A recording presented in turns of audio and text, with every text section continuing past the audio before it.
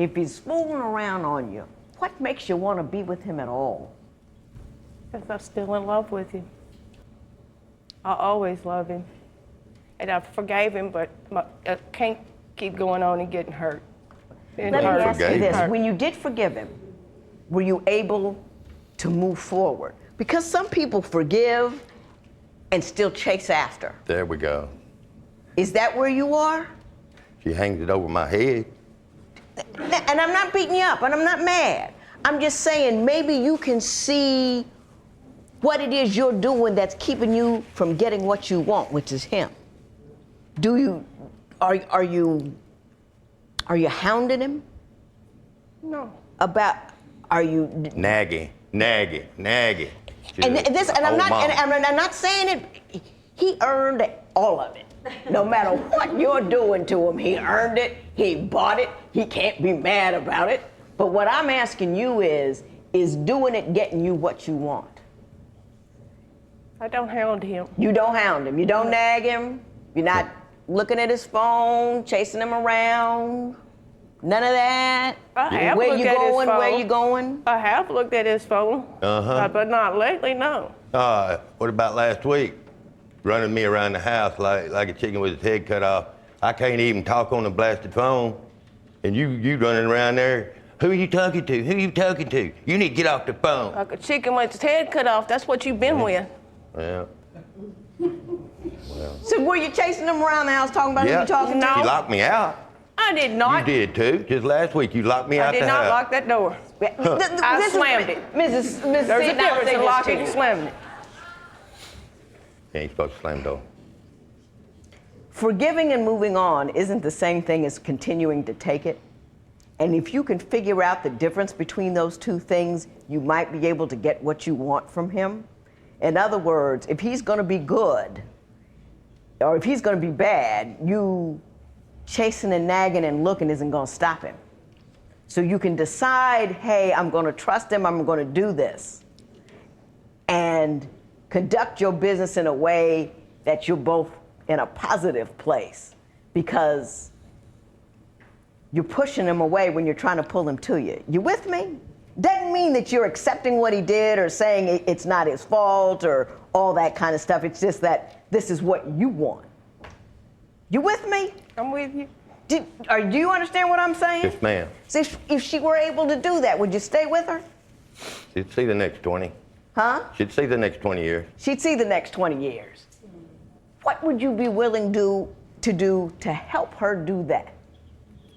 A lot of trust, for one thing. Let me go back to work. Let me go where I need to go so I can support her. She doesn't let you go to work? She told me I had to go local. I can't imagine anybody could stop you from going anywhere, Mr. No, she told me I had to go Seaton. local. I had to be right there at home with her every night, or she going with me again. Is that true, Mrs. Seaton? No, he told me he had a local job. And when we relocated to that local job, he decided he wasn't going to take it because it didn't pay enough. Is that what happened? I got a truck to pay Just for. right before that, he told me he wanted to come local and not on the road all the time, because that's not no family life, and he wanted to spend more time with us so we could work this out and get a little closer like we used to be. And that's what I want. We're not close anymore. He's got my self-esteem so low, Your Honor, that I'm walking on my own self-esteem. Do you see that? Yeah. See, I mean, let me take a good look at it. No, go over there. You did that. I know. You did that. Yes, ma'am. You can undo it, you know. Yes, ma'am, if she'd let me get out of this controlling issue she got, you know. I see what the problem is. I get it. But beyond that, there's this other huge, monstrous elephant in the room that you two have been dealing with for 2 decades. Yes, ma'am. And I'm not sure I understand it, but Mr. Seaton, could you explain it to me, what your huge overriding concern is? I'm afraid she's my sister. Okay, stop right there. This is peak small town decision making. These two meet, get married, have kids, get divorced, remarry each other, and now we're back in court again. This relationship has more reboots than the Spider-Man movies. I mean, let's just be real here. She said that he cheated on her and did all this stuff, slept with other women, you know, the typical divorce court spiel. And he says that she's constantly nagging him, and so obviously it's her fault, right? But that's not why he wants a divorce. This man looks dead into the camera and goes, yeah, I think we might be brother and sister. I'm like, what? You married her twice and now you're worried about genetics? But let's just be real, this dude looks like Ancestry.com loaded up dial-up. This man has the facial expression of someone who just realized the family tree might be a straight line. And let's be real, are we shocked he thinks he's married his sister? He looks like the kind of guy who thinks the town census is a dating app. This wasn't a red flag, guys. This was a Confederate-sized warning sign. You didn't question it in the first marriage, you didn't question it in the second marriage, but now, after kids, you're like, hold on. Why does everyone at this reunion look familiar? Dude, the time to ask this question was before the vows, not after the sequel. This marriage didn't fail because of cheating or nagging. It failed because this man woke up one day and said, wait a minute. Why does her dad look like my dad? And the DNA test hasn't even dropped yet. But honestly, the fact that he's even asking tells me everything I need to know about this situation. This ain't divorce court, folks. This is a family reunion roulette. And I cannot wait for the science to step in and end this episode. Shortly after me and her got married the first time in '92, me and her were sitting back sipping on some suds, just talking. Right. And I had issues, you know, I knew she was adopted. And we started talking, and I told her who my real mother and father was, and she looked at me and said, that's my father. And it just crushed me. And ever since then, I can't get over it. You know, I can't love her like I'm supposed to. Do you think that that issue is part of what keeps you from fully committing to her as your wife? Yes, ma'am.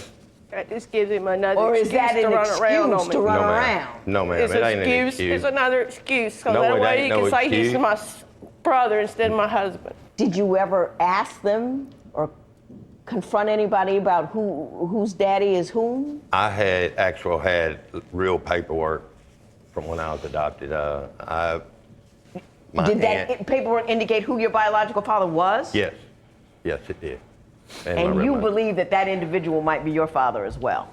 That's what I was told by. That you were told Yeah. by My real your mother. biological mother? No. My real mother is her real mother's cousin. Okay. So my daddy was keeping it in the family also. All righty. Was he deceased by the time you found Yes. this out? I tried to get the paperwork for today. He had passed away 4 years okay. ago. And so that's just what you were told, and you guys never got a test or anything for it? I guess I couldn't never afford it. afford it, yeah. Yes. It could be very expensive. I want some marriage counseling. I think we both need it, especially him. Tell me? Yeah, you. Come on now. Now, Mr. Seaton, if you look deep down into your heart, you know, other than the cheating, which is huge, but we're going to deal with that on another page. But on this page that we're on currently, right here, what is the one thing you say you would need to change in order to be a good husband to anybody? Counseling. Counseling, okay, got that. But in that counseling session, what's the first thing you're going to bring up when you say, Mr. Seaton, what's wrong with you? What are you doing wrong in this relationship? What's the first thing you're going to tell me? Women.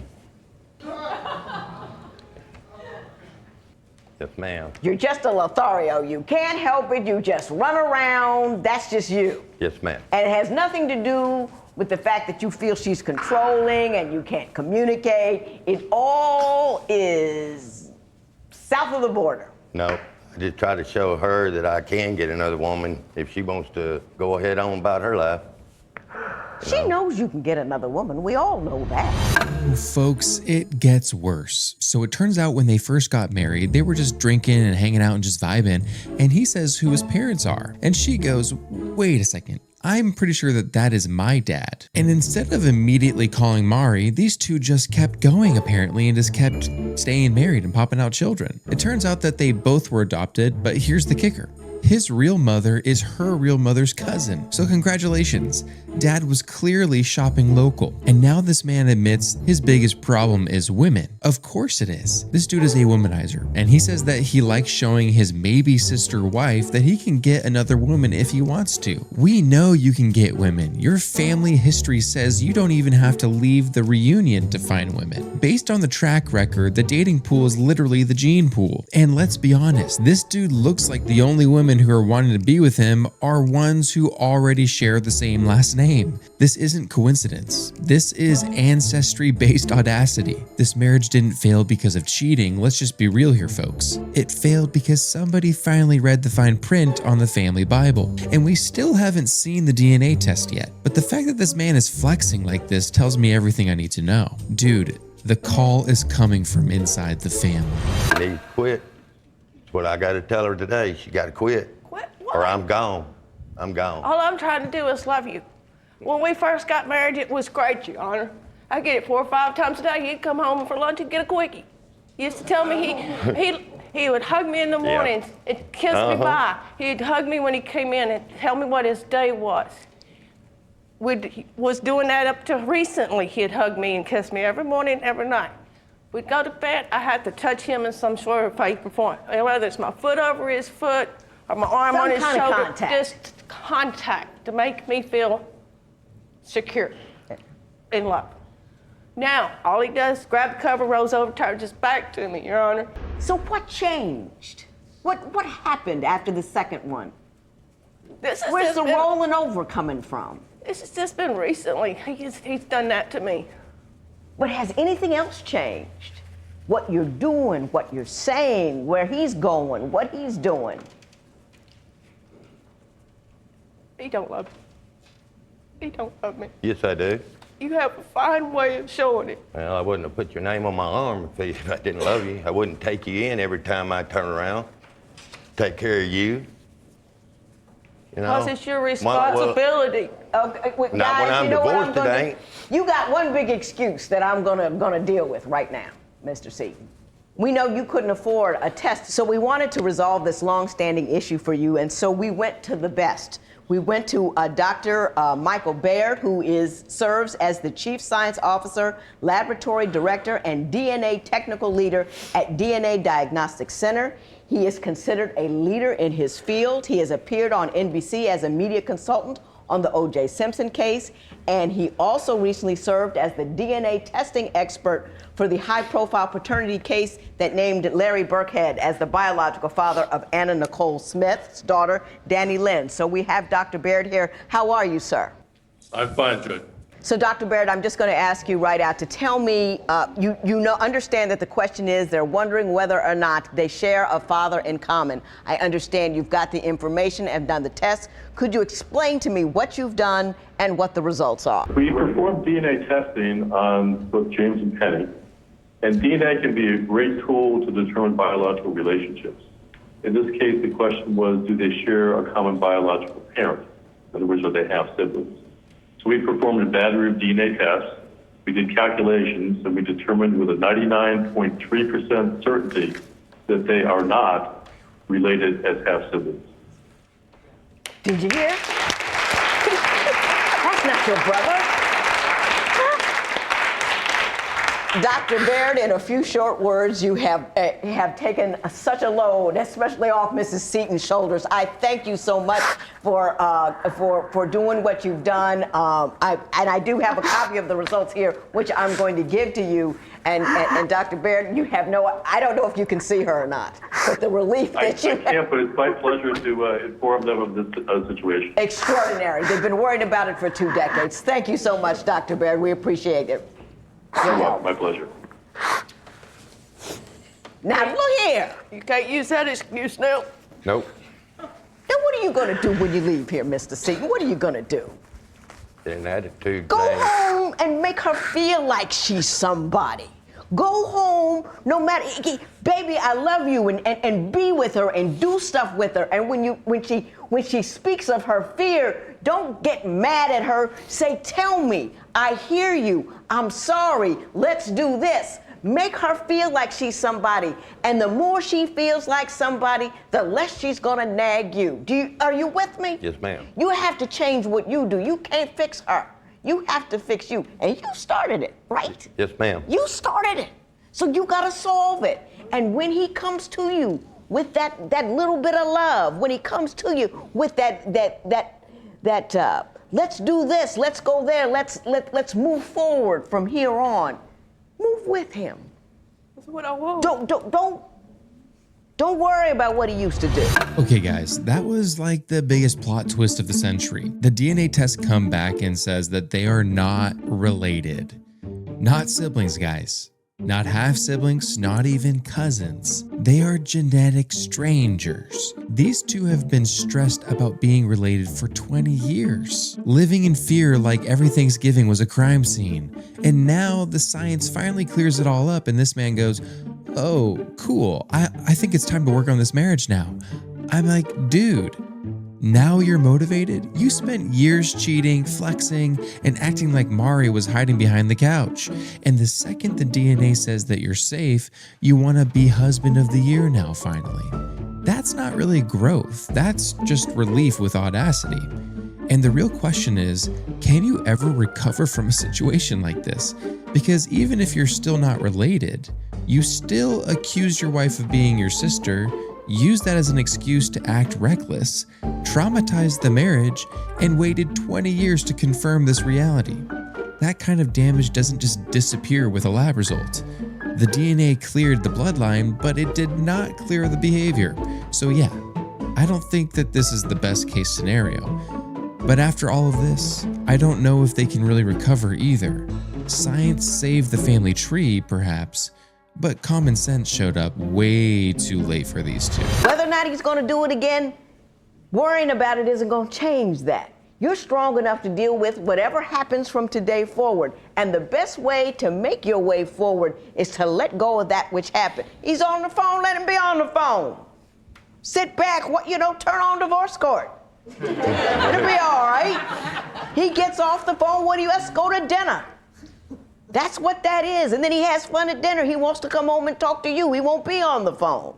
Don't let him go to work. Don't wonder. I want him to go to work. Huh? I want him to go to work. But he That's his won't go to place. work. You gonna go to work? Yes, ma'am.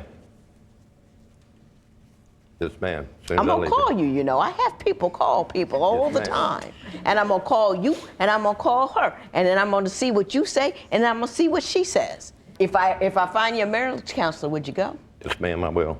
She's a fabulous person, strong woman, been through a lot. You can go through a little bit for her, right? Yes, ma'am. And we're gonna do that, and we're gonna get you started and get you counseling, and then I'm gonna call you, and you're gonna tell me what a wonderful guy you've been. Faithful, Yes, ma'am. trustworthy, Yes, ma'am. kind, Yes, ma'am. loving, Yes, ma'am. giving. Yes, ma'am. Yeah. And you gonna be strong.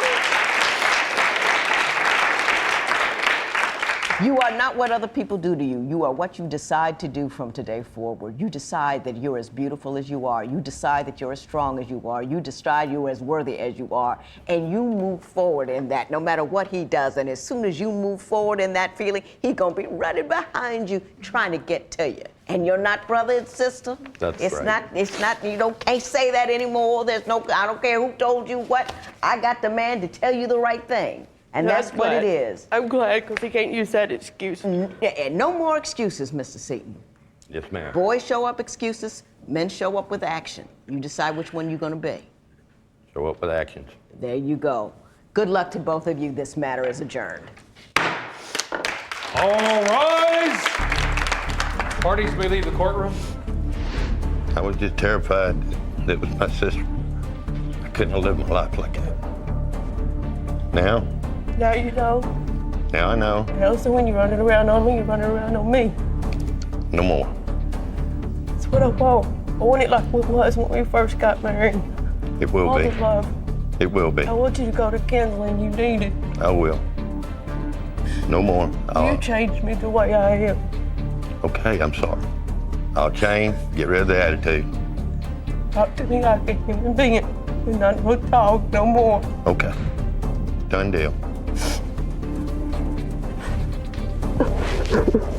James and Penny say their experience on divorce court changed their lives. Both changed their cell phone numbers so that other women can't contact James, and they agreed that Penny will travel with James on his long-haul trucking jobs.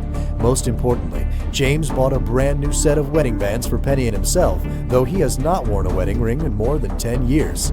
Both thank Judge Lynn. So after all of that, the cheating, the chaos, and the 20-year fear of accidental family reunions, the judge says that they should stay together and work on the marriage. And I mean, I respect the optimism. Science cleared the bloodline, sure, but it doesn't erase decades of distrust, disrespect, and wild decision-making. You don't just hit reset because a DNA test says you're not related anymore. That lab result fixed the family tree, not the marriage. If they're gonna stay together, it's gonna take accountability, therapy, and a lot more effort than they've ever shown each other. Because staying married isn't the hard part. Staying healthy is. Now, of course, this case is closed, but I feel like somebody please keep Mari on speed dial just in case the situation comes back up.